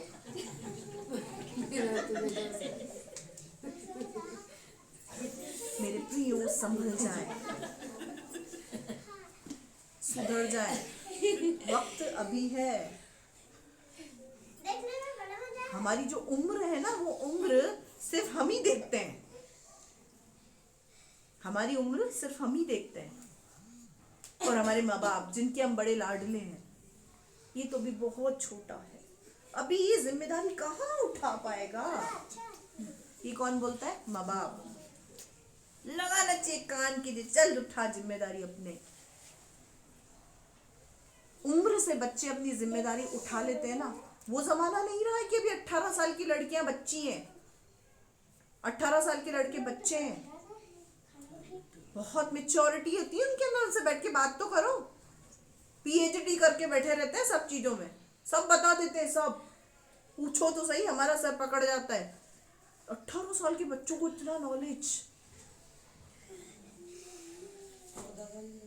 छोटे छोटे, जो हमारा टीमड़ा इतना छोटा सा, सारा मोबाइल हैंडल करता है। कौन से फोल्डर में कहाँ पे क्या रख देगा पता ही नहीं चलेगा। बेटा ये चीज कहाँ गई? मैंने फोल्डर में छुपा के रखी है। फोल्डर? इतनी सी उम्र में फोल्डर क्या होता है हमें तो पता ही नहीं था। इसको फोल्डर बनाने आते हैं, उसमें चीजें छुपाने आती है। इसकी दादी का कैमरा छुपा देता है। कहाँ रखा है कैमरा बेटा? ढूंढ डांड के निकाल के दिखाता है कि यहाँ मैंने छुपा के रखा था। बार बार फोटो खींचती हो ना मेरा, इसलिए मैंने छुपा ही दिया। ये है आजकल की जनरेशन, इतनी एक्टिव। परमेश्वर का वचन क्या कहता है? हम सब कुछ करने के बाद, सब कुछ कर लो, जी खोल कर जो करना है कर लो। आज तक संसार में सब कुछ हो रहा था ना, हो रहा था। कोविड ने दिए अटैक, लोगों को दिए। किसी का पैसा किसी को बचा पाया? मुझे बताओ। लोगों ने 10-10 लाख रुपए तक खर्च कर दिए तो भी नहीं बचे। 10-10 लाख रुपए खर्च करे लोगों ने, लाखों की इंजेक्शंस लगाई हैं। मेरे घर में खुद मेरे रिलेटिव्स में 5 लाख रुपए खर्च कर दिए, लेकिन उस व्यक्ति को बचा नहीं पाए वो लोग। करोड़पति परिवार, लोगों के पैसे ने। आज जो लोग, इंसान पैसे के पीछे मरते हैं ना, पैसा देने में कतराते हैं, बोने में कतराते हैं, वही पैसा लोगों को काम नहीं आ रहा। और अभी तो आप आगे और रिजल्ट देखना, अभी तो आगे और रिजल्ट देखेंगे आप अपनी आंखों से। जिन चीजों से हम कतरा रहे हैं ना, सबसे ज्यादा इंसान किस चीज से कतराता है? पैसे से। और वही पैसा इंसान को नहीं बचा पा रहा है, वही पैसा इंसान को नहीं बचा पा रहा है। इसलिए वक्त रहते संभल जाए, क्योंकि हर चीज का परमेश्वर न्याय करेगा। आगे पढ़े बेटा। अपने मन से खेद, हाँ, और अपनी देह से दुख दूर कर, हाँ, क्योंकि लड़कपन, हाँ, और जवानी दोनों व्यर्थ है। समझा? लड़कपन और जवानी दोनों ही व्यर्थ है। अपनी देह से दुख को दूर कर, इन बातों को अपने जीवन से दूर कर, क्योंकि दोनों चीजें व्यर्थ हैं। कुछ नहीं बचेगा। चाहे हम जवानी में कुछ भी कर लें या बुढ़ापे में कुछ भी कर लें, लड़कपन में कुछ भी कर लें, सब व्यर्थ है। इस पृथ्वी पर 70-80 साल, इसके बाद एक ही डेस्टिनेशन है जहां हमको जाना है, स्वर्ग और नरक। चुनाव हमारा है। अगर हमको दिल्ली जाना है तो हम बॉम्बे की ट्रेन में बैठ के दिल्ली नहीं पहुंचेंगे। ट्रेन में जाने के लिए टिकट पहले कटता है या बाद में कटता है? नहीं, ऐसे करा करो ना, अब पहले दिल्ली पहुंच जा, उसके बाद ही दूंगा मैं तो टिकट। देखता हूं मेरे को कौन रोकता है। करो ऐसा, करके देखो कि मैं तो दिल्ली पहुंच के पैसा दूंगा। पहले मेरे को सुरक्षित पहुंचाए तो सही दिल्ली, फिर पैसा दूंगा। पहले टिकट कटता है, उसके बाद हम अपने डेस्टिनेशन पर पहुंचते हैं। तो जो टिकट है ना, वो यहीं कटेगा, स्वर्ग का और नरक का। दोनों के टिकट यहीं पे कटेंगे और डेस्टिनेशन पर हम बाद में पहुंचेंगे। इसीलिए परमेश्वर का वचन क्या कहता है? सब कुछ व्यर्थ है। इसीलिए बेटर है कि परमेश्वर पे अपना ध्यान लगाओ। आगे पढ़ो बेटा। अपनी जवानी के दिनों में, हाँ, अपने सृजनहार को स्मरण रख। अपनी जवानी के दिनों में अपने सृजनहार को स्मरण रख। सृजनहार कौन है? हमारा परमेश्वर, वो जीवित परमेश्वर। हमारा सृजनहार कौन है? परमेश्वर। उसको क्या करना है? अपनी जवानी के दिनों में स्मरण करना है। स्मरण कैसे करेंगे? कैसे आएगा स्मरण उसका? जब हम प्रभु के प्रति ईमानदार वफादार होंगे और सत्संग को रेगुलर अटेंड करेंगे। हम किसको तवज्जो देते हैं? जवाब दे। रविवार के दिन आपके घर में मेहमान आए, आप घर में रुक जाते हैं। रविवार के दिन शादी हो, आप शादी ब्याह में चले जाते हैं। रविवार के दिन आपके जीवन में कोई ना कोई काम होते हैं, आप कुछ ना कुछ करने चले जाते हैं, लेकिन सत्संग का कोई भी शुद्ध नहीं होती। हमारे घर में भी अगर रविवार के दिन फंक्शन होता है ना, घर में भी हमारे रिलेटिव में, हम उसमें नहीं जाते। आज तो इस घर में कलीसिया चल रही है, चर्च चल रहा है, लेकिन जब नहीं भी चल रहा था ना, तब भी हम पहला दर्जा रविवार में परमेश्वर के भवन को ही देते थे। हम लोग क्या करते हैं? पहला दर्जा हम किसको दे रहे हैं? परमेश्वर का वचन कह रहा है अपने जवानी के दिनों में, अभी जो टाइम पीरियड है, आप जिंदा हैं, जीवित है, तो आप जवान हैं। अपनी जवानी के दिनों में अपने सृजनहार, अपने बनाने वाले परमेश्वर को स्मरण रख। आगे, इससे पहले कि विपत्ति के दिन और वे वर्ष आए जिनमें तू कहे कि मेरा मन इनमें नहीं लगता। इससे पहले कि वो जवानी के दिन, वो वर्ष, क्या लिखा हुआ है? उससे पहले कि विपत्ति के दिन और वे वर्ष आए कि जिनमें तू कहे मेरा मन इनमें नहीं लगता। विपत्ति के समय में क्या परमेश्वर का वचन आप सुनेंगे? ध्यान ही सारा विपत्तियों पर होगा। विपत्ति आने से पहले, तकलीफ परेशानी आने से पहले परमेश्वर को, अपने सृजनहार को स्मरण करके परमेश्वर के वचन में, उसकी बातों में मजबूत हो जाए, ताकि जब ऐसा समय आए उस समय का हम सामना कर सके। अयांश आप बैठ जाओ। अयांश, क्या लिखा हुआ है इधर? इससे पहले कि विपत्ति के दिन और वे वर्ष आए जिनमें तू कहे कि मेरा मन इन बातों में नहीं लगता। किस व्यक्ति का मन वचन में, प्रार्थना में, कलीसिया में नहीं लगता? किस व्यक्ति का? जिसको अपने सृजनहार से कोई मतलब नहीं है, जिसके रिश्ते में, जिसके संबंध में दूरियां आ गई है। प्रार्थना में, वचन में, आराधना में, कलीसिया में उसी व्यक्ति का मन नहीं लगता जिसने परमेश्वर से अपना डिस्टेंस ले लिया है, अलगाव ले लिया है, जिसका मन परमेश्वर की बातों में नहीं लग रहा। क्यों? क्योंकि विपत्तियों में वो फंस कर वो अपने परमेश्वर को भूल चुका है। मेरे प्रियो, परमेश्वर से अपने रिलेशन को बनाएं, अपने रिलेशन को परमेश्वर के साथ मेंटेन करें।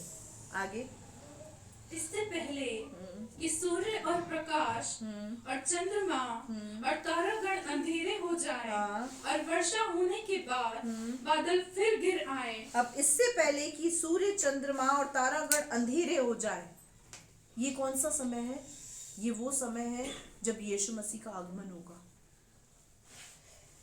इससे पहले कि सब कुछ खत्म होने की स्थिति पे आ जाए, अंधेरे हो जाए और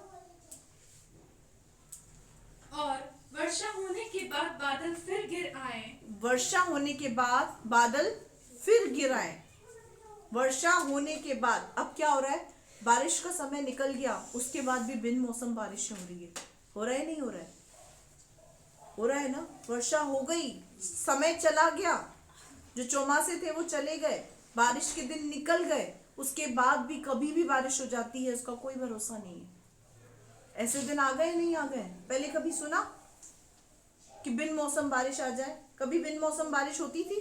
हमारे बुजुर्गों से पूछो, हमारे बड़ों से पूछो, तो वो यही बोलते थे कि ऐसा पहले कभी हमने देखा और सुना नहीं। अभी तो पता ही नहीं चलता कब मौसम बदलता है, कब बारिश होना शुरू हो जाती है, पता ही नहीं चलता है। अक्सर हमारे कपड़े जब बाहर डले हुए रहते हैं, मेरी मम्मी को और हमको चिंता होती है कपड़े बाहर पड़े, क्या पता बारिश तो नहीं हो जाएगी, हम उतार के ले आते हैं। क्यों? क्योंकि बिन मौसम बारिश हो रही है, कुछ भी हो रहा है जो हमने सोचा भी नहीं था, अनएक्सपेक्टेड चीजें जिसे हमने कभी एक्सपेक्ट नहीं किया था ऐसा सब कुछ होगा, वो सब कुछ हो रहा है। इससे पहले ये सब कुछ हो जाए, अपने सृजनहार को स्मरण करो, अपना मन वचन में, प्रार्थना में, अपना मन परमेश्वर की बातों में लगाओ। क्योंकि दिन बुरे हैं। आनंदित और मगन होकर ऐश करने वाले दिन नहीं है, क्योंकि परमेश्वर सब बातों का लेखा लेगा। हमारी आंखें जिन चीजों पर है परमेश्वर को पता है। हम क्या, हमारी दृष्टि से हम क्या देख रहे हैं, हमारी आंखें कितनी पवित्र है। परमेश्वर का वचन कहता है यदि तेरी आंख निर्मल है तो तेरा शरीर, सारा शरीर उजियाला है, और अगर तेरी आंख में ही कचरा है तो तेरा सारा शरीर अंधियारा है। हम क्या देख रहे हैं आंखों से, विचारों से क्या सोच रहे हैं, हम क्या करते हैं, इन सब चीजों पर दृष्टि करें, क्योंकि न्याय का दिन आ गया है। कभी भी न्याय हो सकता है। आगे बेटा। उस समय घर के पहरुए कांपेंगे, घर के पहरुए कांपेंगे, और बलवंत झुक जाएंगे। घर के पहरुए क्या है? घर के पहरुए हैं आपके शरीर के पैर। ऐसे समय जब आएंगे तब क्या होगा? पैर कांपेंगे। जब ये जो समय आएगा ना, सूरज चांद तारे अंधियारा हो जाएगा, बिन मौसम बारिश आएगी, भूकंप आएंगे, अंधकार की शक्तियां हिलाई जाएंगी, तब क्या होगा? तब बाइबल में लिखा हुआ है घर के पहरुए। घर कौन? ये शरीर आपका कौन है? ये शरीर आपका घर है। घर के पहरुए कांपेंगे और बलवंत झुक जाएंगे। बलवंत झुक जाएंगे। बलवंत क्या है? रीढ़ की हड्डी। जब रीढ़ की हड्डी काम करना बंद कर देगी, उससे पहले क्या करना है? पैरुए कांपे, रीढ़ की हड्डी झुक जाए, इससे पहले अपने सृजनहार को स्मरण कर लो। उसकी वचन पर, उसकी बातों पर ध्यान दे दो। बोने से बाज मत आओ। सुसमाचार सुनाने से, बोने से, दान दशमांश बेटे देने से, प्रार्थना करने से, संगति करने से, उपवास करने से बाज मत आओ। बलवंत झुक जाएंगे, यानी रीढ़ की हड्डी जवाब दे जाएगी। आगे। और पिसनहारियां थोड़ी रहने के कारण काम छोड़ देगी। अब पिसनहारियां क्या है? दांत। पिसनहारियां कहाँ? थोड़ी रहने के कारण। बुढ़ापे में कितनी रह जाती है? एक दो। कई बार तो लोगों को निकाल के 32 की नकली लगवानी पड़ती है। पिसनहारियां थोड़ी रहने के कारण काम करना छोड़ देगी। किसी बुजुर्ग व्यक्ति के पास जाओगे, उसको बोलोगे क्या खाओगे? खिचड़ी बना दो। क्यों? क्योंकि दांतों ने, पिसनहारियों ने चबाना छोड़ दिया। पिसनहारियां काम करना बंद कर दे, इससे पहले अपने सृजनहार को स्मरण कर लो। आगे। और जरोखे में से देखने वालियां अंधी हो जाएगी। जरोखा क्या है? आंखें। जरोखे में से देखने वाली अंधियां हो जाएगी, यानी चश्मा चढ़ जाएगा। 2 आंख की जगह 4 आंख लगा के घूमेंगे। कितनी? 4 आंखें। आगे। और सड़क की ओर के किवाड़ बंद होंगे। अब सड़क की ओर के किवाड़ क्या है? कान। कैसे हैं? सड़क जैसे टेढ़े मेढ़े। कान कैसे हैं? सड़क जैसे। सड़क की ओर के कान बंद हो जाएंगे, फिर मशीन लगा के सुनना पड़ेगा। है? क्या बोला है? इससे पहले सृजनहार को स्मरण कर लो। आगे। और चक्की पीसने का शब्द धीमा होगा। अब चक्की पीसने का शब्द क्या है? हाथ। चक्की कहाँ से पीसते हैं? चक्की पीसने का शब्द हाथ। हाथ कांपेंगे। मुझसे तो भगोनी भी नहीं संभलती, अब मेरे से काम नहीं होता। इससे पहले खुदा को स्मरण कर लें। आगे। और तड़के चिड़िया बोलते ही एक उठ जाएगा। हाँ। और सब गाने वालियों का शब्द धीमा हो जाएगा। गाने वाली का शब्द क्या है? गला। गाने वाली का शब्द क्या होगा? धीमा हो जाएगा। निकलेगी आवाज जोरदार, जो बुलंद चिल्लाते हैं और लड़ते हैं, पीटते हैं, भिड़ते हैं। कोई 2 सुनाए तो 4 सुना देते हैं। किसी बुजुर्ग की आवाज सुनी है आपने अच्छे से इस तरीके से निकलती हो? ये तो सिर्फ जवानी में होता है ये सब चीजें, जब हम लोग बहुत बुलंद आवाज में बोल लेते हैं। जब गला हमारा काम करना बंद कर दे, शब्द धीमा हो जाए, उससे पहले ही अपने सृजनहार को स्मरण करें। आगे। फिर जो ऊंचा हो हाँ। उससे भय खाया जाएगा। हाँ। और मार्ग में डरावनी वस्तुएं मानी जाएगी। हाँ। और बादाम का पेड़ फूलेगा। अब बादाम का पेड़ क्या है? ये पेट। क्या है ये? बादाम का पेड़ क्या है? वो फूलेगा। फूल रहा है? सारा दिन बोलता है ये खिला दे, चाउमीन खिला दे, पिज्जा खिला दे, बर्गर खिला दे। दाल मिले तो क्या रोज रोज दाल खिला देते हो। ये बादाम का पेड़ है, क्या है ये? इसको सब अच्छी वस्तुएं चाहिए, सब अच्छी वस्तुएं इसको चाहिए। बादाम का पेड़ क्या होगा? फूलेगा आगे, और टिड्डी भी भारी लगेगी, और टिड्डी भी भारी लगेगी, और भूख बढ़ाने वाला फल हाँ, फिर काम न देगा। भूख बढ़ाने वाला फल ये पेट ही है। बादाम का पेड़ भी इसको ही बोला है, ये बादाम का पेड़ है। टिड्डी भी भारी लगेगी, मतलब ऐसे दिन आएंगे कि इंसान को जो टिड्डियां है ना वो भी अच्छी नहीं लगेंगी, यानी कुछ भी खाने का मन नहीं करेगा। बुजुर्ग की अवस्था के अंदर अच्छी से अच्छी चीज व्यक्ति को दे दी जाए, इंसान को अच्छा लगता है? नहीं लगता। ऐसे दिन आने से पहले प्रभु को स्मरण कर ले, अपने जीवित परमेश्वर को स्मरण कर ले। और भूख देने वाला फल, भूख बढ़ाने वाला फल काम न देगा आगे, क्योंकि मनुष्य हाँ। अपने सदा के घर को जाएगा। मनुष्य कहाँ जाएगा? अपने सदा के घर को। अब सदा का घर क्या है? स्वर्ग और नरक, दो ही डेस्टिनेशन है। मनुष्य सदा के घर को जाएगा। ये डिसीजन यहाँ लेना है कि हमको नरक जाना है या स्वर्ग जाना है। मनुष्य अपने सदा के घर को चला जाएगा। ऐसी स्थिति में आ जाएगा, मनुष्य अपने सदा के घर को चला जाएगा। घर वो नहीं है जहाँ हम रह रहे हैं, विज्ञान नगर, शॉपिंग सेंटर, सिंधी कॉलोनी, ये हमारे घर नहीं है, ये हमारा वतन नहीं है। हम यहाँ पे परदेसी और मुसाफिर हैं। सिर्फ 60, 70, 80 साल का जीवन जीने आए हैं, और आजकल तो बहुत ही कम आयु हो गई है। सदा के घर को मनुष्य चला जाएगा आगे। और रोने पीटने वाले सड़क सड़क फिरेंगे। अब रोने पीटने वाले जो लोग, परिवार के लोग क्या करेंगे? रोएंगे, पीटेंगे। वो समय आए, इससे पहले अपने खुदा को स्मरण कर ले आगे। उस समय चांदी का तार 2 टुकड़े हो जाएगा। चांदी का तार क्या है? हमारे अंदर की नसें, व्हाइट सेल्स, रेड सेल्स, जो हमारे अंदर जो नसें हैं ना, वो नसें, वो चांदी के तार हैं जो हमारे अंदर हैं, वो टूट जाएंगे। और आगे, और सोने का कटोरा टूटेगा। सोने का कटोरा क्या है? हमारा दिल, हमारा हृदय, जो किसी काम का नहीं रहेगा, धड़कना बंद कर देगा, वो सोने का कटोरा टूट जाएगा। आगे, और सोते के पास घड़ा फूटेगा। और सोते के पास गड़ा फूटेगा। और कुंड के पास रहट टूट जाएगा। कुंड के पास रहट टूट जाएगी। चांदी के तार थे नसें, और नसों में जो रेड सेल्स, व्हाइट सेल्स कार्य करते हैं, वो है रहट। यहाँ पे जो लिखी हुई है ना, रहट टूट जाएंगे, कुंड की रहट। कुंड क्या है? हमारा शरीर जो अंदर से कुंड की तरह है। हमारा शरीर अंदर से क्या है? कुंड की तरह है। कहाँ पर वो किडनियां है, कहाँ पर लीवर है। तो यहाँ पर क्या लिखा है? रेड सेल्स, व्हाइट सेल्स, ये सब क्या हो जाएंगे? टूट जाएंगे, किसी काम के नहीं रहेंगे। आगे, तब मिट्टी ज्यों की त्यों मिट्टी, तब मिट्टी ज्यों की त्यों मिट्टी में मिल जाएगी। हमारा शरीर किसका बना है? हमारा शरीर मिट्टी का बना है। मिट्टी ज्यों की त्यों मिट्टी में मिल जाएगी। अगर कोई व्यक्ति मर जाता है, मुझे एक बात बताइए, तो उसके शरीर को या तो जलाया जाता है या उसके शरीर को गाड़ा जाता है। अगर उसको जलाया जाता है तो वो मिट्टी में ही राख हो जाता है, अगर उसको गाड़ा जाता है तो उसको मिट्टी के अंदर ही गाड़ा जाता है। लेकिन जो आत्मा है, जो शरीर के अंदर जो महत्वपूर्ण है, उसे एक व्यक्ति कंट्रोल नहीं कर सकता। कर सकता है? कोई व्यक्ति कह सकता है कि नहीं, मेरे अंदर जो परमेश्वर ने आत्मा दिया है वो आत्मा मेरे वश में है, मैं जब चाहूं तब निकलेगा?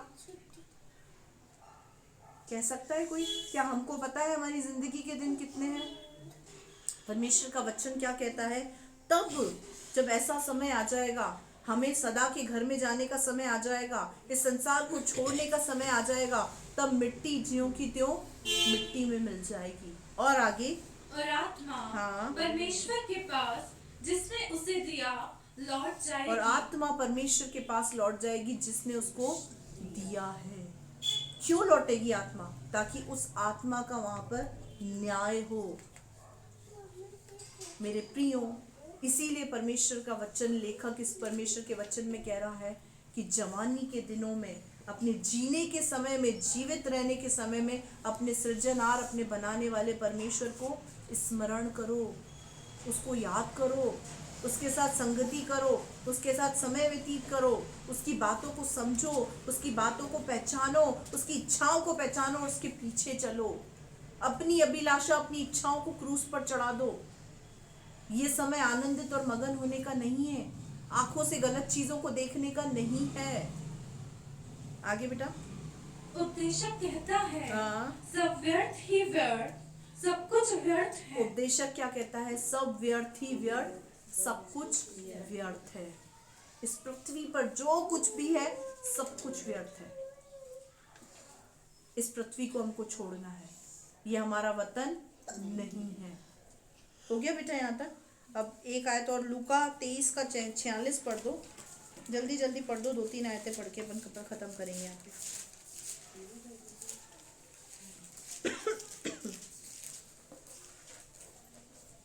लूका रचित सुसमाचार 23वां अध्याय हाँ। 46वीं आयत। और यीशु ने बड़े शब्द से पुकार कर कहा, हाँ। हे पिता, मैं अपनी आत्मा तेरे हाथों में सौंपता हूँ। आत्मा किसके हाथ में सौंपी यीशु ने? परमेश्वर के हाथ में।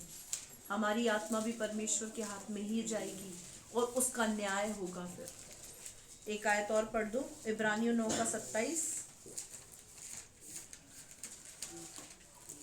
जल्दी जल्दी पढ़ो।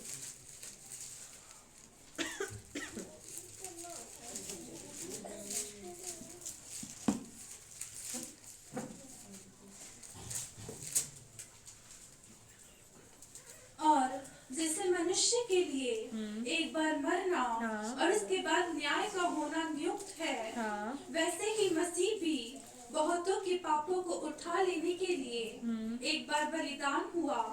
हो गया बेटा, हो गया।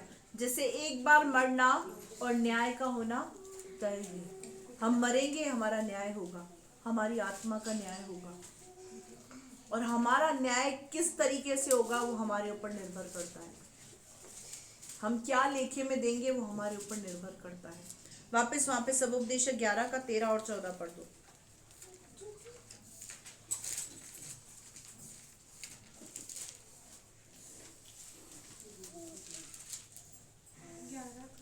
तेरह और 14, सब उपदेशक 11, 13, 14 जो हम पढ़ रहे थे उसी का 13 और 14।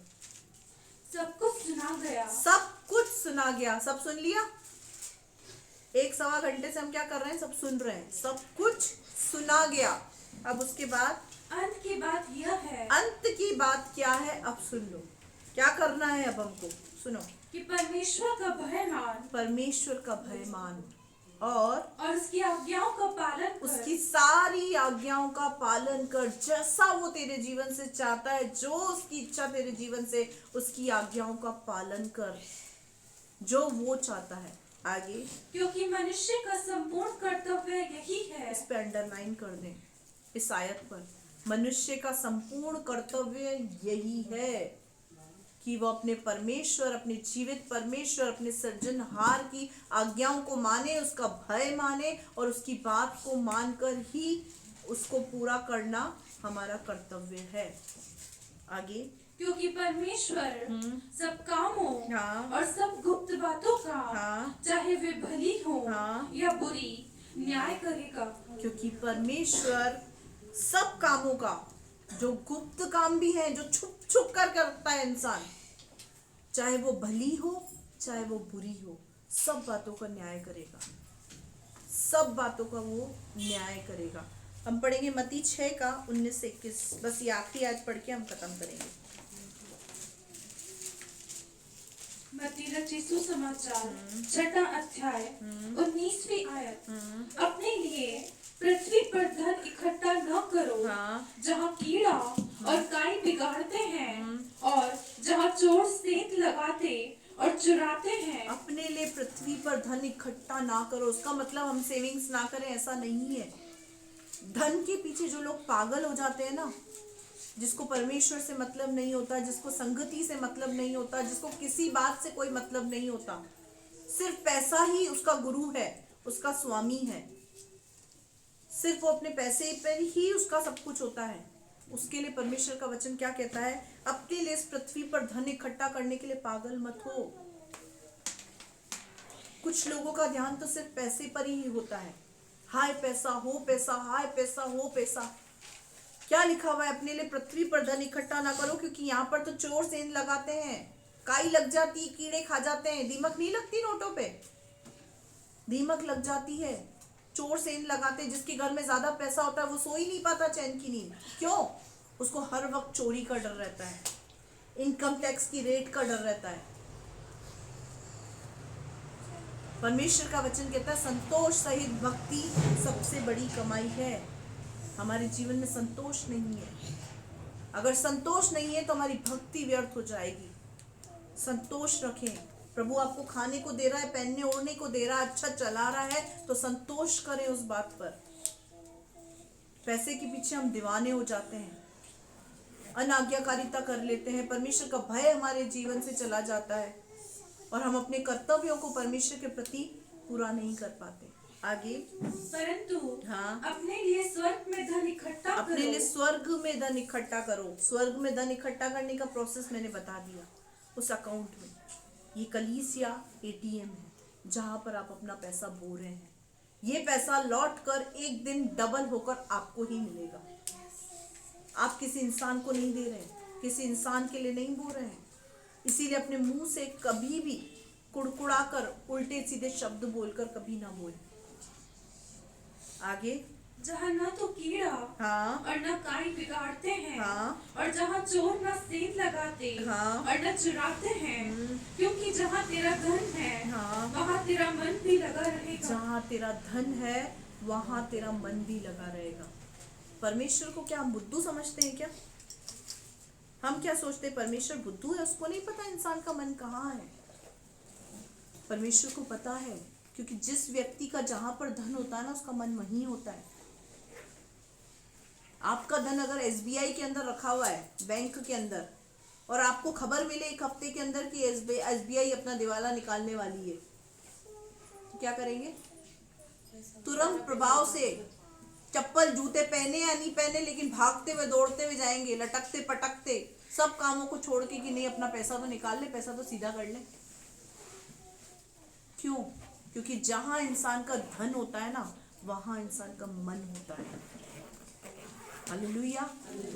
अगर आप प्रभु में बोने वाले हैं ना तो आपका मन प्रभु में होगा। आपकी आशा प्रभु से होगी, बैंक से नहीं होगी।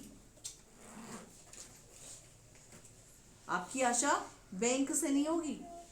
हम दोनों पति पत्नी का अकाउंट तो है, लेकिन हम उसमें पैसा रखते ही नहीं है अकाउंट, बहुत लिमिटेड पैसा रखते हैं, और हमारी कभी आशा गई नहीं अकाउंट पे कि हमारे अकाउंट में कितना पैसा है। हम दोनों पति पत्नी एक ही बात डिस्कस करते हैं, लोन की किस्त भरनी है, जो भवन के लिए अपन ने लोन उठाया उसकी किस्त भरनी है, प्रभु करेगा इंतजाम। क्यों? पता है, क्योंकि हमने बोया है, हमने एटीएम में डाला है, अकाउंट में गया है। उस अकाउंट से कैसे निकल कर आएगा वो प्रभु को पता। उस अकाउंट से कैसे निकल कर आएगा वो प्रभु को पता। हम उसके विषय में चिंता नहीं करते। इसीलिए मेरे प्रियो, बोना मैं सिखा रही हूँ यहाँ से, क्योंकि आशीष होने की कुंजी है ये। सुसमाचार सुनाना, धान बेटे दशमांश देना, प्रार्थना करना, हर समय संगति करना, यही एक हमारा कर्तव्य है। प्रभु की आज्ञाओं को मानना, उसकी आज्ञाओं का पालन करना, उसके भय को मानना, यही हमारी आज्ञा, यही हमारा कर्तव्य है। जिस व्यक्ति में भय होगा ना वो व्यक्ति कभी भी गलत जगह पर नहीं खड़ा होगा। जिस व्यक्ति में भय होगा ना वो कभी भी गलत काम नहीं करेगा। जिस व्यक्ति में भय होगा ना वो कभी किसी को गलत बोल ही नहीं पाएगा। परमेश्वर का भय एक ऐसी चीज है, अगर परमेश्वर का भय आपके जीवन में है तो आपकी एक्टिविटी, आपका चाल चलन, आपके डिसीजंस बता देंगे कि आपके अंदर परमेश्वर का भय है, उसके वचनों का डर है आपको। परमेश्वर वचनों के द्वारा आपको आशीष दे। आज के बाद जब भी यहाँ पर बोए, इस आशा से बोए कि हमारे अकाउंट में जा रहा है, हालेलुया, हमारे अकाउंट में जा रहा है, आगे चलकर हमको ही ये मिलेगा डबल होकर। सिंधी व्यक्ति या हर व्यक्ति देखा जाए तो अपने फायदे की बात ही सोचता है। जहां पैसा डबल हो वहां पे सबसे पहले सिंधी व्यक्ति मिलेगा आपको। जहां पर पता चले कि यहाँ पर जमा करने से पैसा डबल, तो इंसान सबसे पहले उसी जगह पे भागता है कि 100 दूंगा तो 200 मिलेंगे। भागता है नहीं भागता है? भागता है ना। तो पैसा डबल हो रहा है। अब हम आगे बढ़ेंगे या पीछे? परमेश्वर किसी का पक्षपात नहीं करता, वो किसी का कर्जदार नहीं रहता। 2 दमड़ी देने वाले को अगर यीशु मसीह ने सराहा ना, तो क्यों सराहा? क्योंकि उसने अपनी घटी में से बोया। जो व्यक्ति घटी में से बोना जानता है, वो अपनी बढ़ती में से भी बोना सीख जाता है। लेकिन जो व्यक्ति अपनी घटी में से नहीं बो सकता, वो बढ़ती में से भी नहीं बो सकता, इसीलिए वो घटी में ही रहता है। और जो अपनी बढ़ती में से नहीं बोता, उसके पास जो है वो भी घट जाता है। परमेश्वर का वचन कहता है ये। हालेलुया। आइए हम अपनी आंखों को बंद करेंगे, सुने गए वचन को।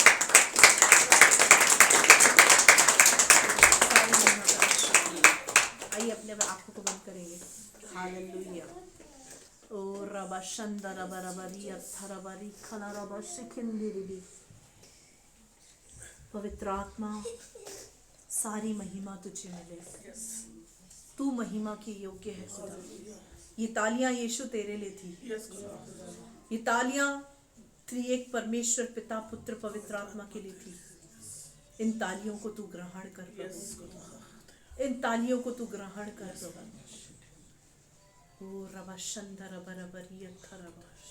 प्रभु। बड़ी ही खूबसूरती के साथ तूने अपने बच्चों को यहाँ पर वचन को सिखाया है। और मैं विश्वास करती हूँ प्रभु कि आशीष की कुंजी तूने यहाँ पर हर एक व्यक्ति को दी है। हमें क्या बोना है, कैसे बोना है, सब तूने सिखाया प्रभु। सुसमाचार सुनाना सिखाया, दान दशमांश बेटे बोना सिखाया, प्रार्थना करना सिखाया, संगति करना सिखाया। सब चीजों को, हर एक बात जो मनुष्य के जीवन से महत्व रखती है प्रभु, तूने सब बातों को सिखाया। तेरा भय मानना, तेरी आज्ञाओं का पालन करना, सब बातें प्रभु तूने वचन से बहुत खूबसूरती से पवित्र आत्मा में सिखाई है। उसके लिए मैं तेरा धन्यवाद करती हूँ। होने दे प्रभु। तेरा वचन कहता है जब तक हम जीवित हैं अपने सृजनहार को स्मरण करें। इससे पहले कि हमारी रीढ़ की हड्डी, हमारी आंखें, हमारे कान, हमारा शरीर, हमारे हाथ पैर, हमारी नसें, हमारा हृदय जवाब दे जाए, हम अपने सृजनहार को स्मरण करके उसकी इच्छाओं के अनुसार चलें, उसको प्रसन्न करने वाले बने। हमने गीत गाया, मैं तुझको पसंद आऊं, मैं तेरे दिल को भाऊं, ऐसा मुझको बना। सचमुच प्रभु हम तुझे पसंद आने पाए, तेरे दिल को भाने पाए, ऐसा तू हमको बना प्रभु। तेरे अंदर हमारी चाहते नहीं, तेरी चाहते भर जाए प्रभु। हमारे अंदर पिता हमारी आदतें नहीं, तेरी आदतों से हम भर जाए प्रभु। ऐसा प्रभु तू बना प्रभु। हमारी चाहते तो बहुत कुछ है प्रभु, हमारी चाहते तो बदलती रहती हैं, जो हमारे लिए भली नहीं है प्रभु। एक मनुष्य की चाहते उसके लिए भली नहीं होती प्रभु। जो तू हमारे लिए चाहता है, सोचता है, वही हमारे लिए भला होता है प्रभु।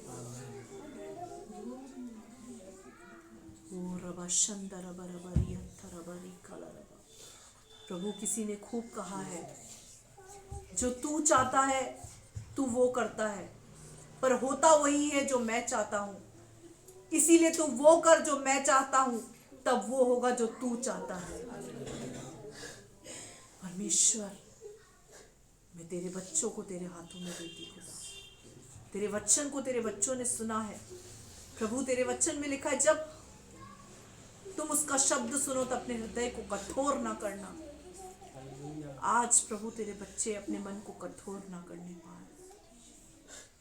इस आशीष की कुंजी को उस ताले में लगाने पाए जिसमें खजाना रखा हुआ है प्रभु। पवित्र आत्मा इनके जीवन में काम कर, इनकी जिंदगी को बदल, नया कर। पवित्र आत्मा एक एक की जिंदगी में आ जा, एक एक को टच कर, एक एक को छू प्रभु, क्योंकि ये संसार हमारा वतन नहीं है प्रभु। हम तो यहाँ स्वदेशी परदेसी मुसाफिर है। 60, 70, 80 साल के जीवन के बाद एक और जगह है जहाँ हमें जाना है प्रभु। उसका डिसीजन हमें इस पृथ्वी पर ही लेना होगा कि हमारा डेस्टिनेशन या तो स्वर्ग है या फिर नरक। प्रभु तू काम कर, प्रभु तू काम कर तेरे बच्चों के जीवन तेरा कब्जा कर। पवित्र आत्मा में तेरे कार्य कुछ मन बदल दे। ये हजकेल 36-26 के वचन के अनुसार तेरे बच्चों को तू नया कर दे पवित्र आत्मा। इनके विचारों को, इनके मन को, इनके हृदय को, इनकी सोच को, इनकी बोली को, इनकी भाषा को, इनके विचारों को तू नया कर दे पवित्र आत्मा। आज तू काम कर पवित्र आत्मा, आज तू काम कर पवित्र आत्मा, आज तू काम कर पवित्र आत्मा। नया कर दे तेरे बच्चों को आज तेरा कब्जा पूरी तरीके से पिता, ट्रांसफॉर्मेट कर दे यीशु के सामर्थ्य नाम जीवन में। बदल जाए प्रभु जिंदगियां परिवर्तित हो जाएं, रिश्ते बदल जाएं, परिवार के हालात परिस्थितियां बदल जाएं। प्रभु सब कुछ नया कर दे, होने दे प्रभु। जब इस महीने को प्रभु हम तेरे जन्म दिवस के रूप में मनाते हैं खुदा, तो वाकई ही प्रभु यीशु तू उनकी जिंदगी से जन्म लेने पाए। असली क्रिसमस तभी है यीशु जब तू हमारी जिंदगियों से जन्म ले, तू हमारी जिंदगियों में दिखने पाए। तेरे स्वभाव, तेरी आदतें, तेरी बातें, तेरी चाहतें हमारे अंदर दिखने पाए। वही क्रिसमस है प्रभु। 25 दिसंबर को हम क्रिसमस मनाते हैं, वो क्रिसमस नहीं है खुदा। पवित्र आत्मा मुझे इस बात को स्पष्ट बता रहा है कि जिस क्रिसमस को हम मनाते हैं वो क्रिसमस नहीं है। यीशु का एक व्यक्ति के जीवन से जन्म लेना ही क्रिसमस है। आज व्यक्तियों के जीवन से, मनुष्यों के जीवन से यीशु जन्म लेना चाहता है। वो चाहता है उसके बच्चे उसकी चाहतों के, उसकी आदतों के अनुसार, उसकी इच्छाओं के अनुसार जिए, उसका भय माने, उसकी आज्ञाओं का पालन करें, उसको प्रसन्न करें। तेरे हाथों में तमाम बातों को देती प्रभु। तेरा धन्यवाद करती राजा सुंदर वचन के लिए। मैं तेरा धन्यवाद करती हूँ। तू बड़े, हम घटे, हमारे जीवन से तुझे महिमा। पवित्र आत्मा इन बच्चों को तेरे हाथों में सौंप। मैं अपने आप को, अपने पति नन्हे आंच को, हमारे परिवारों को भी तेरे हाथों में सौंपती। पवित्र आत्मा तू काम कर। न्याय के दिन के लिए हर एक व्यक्ति तैयार हो प्रभु।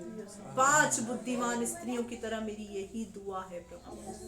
तू काम कर खुदा।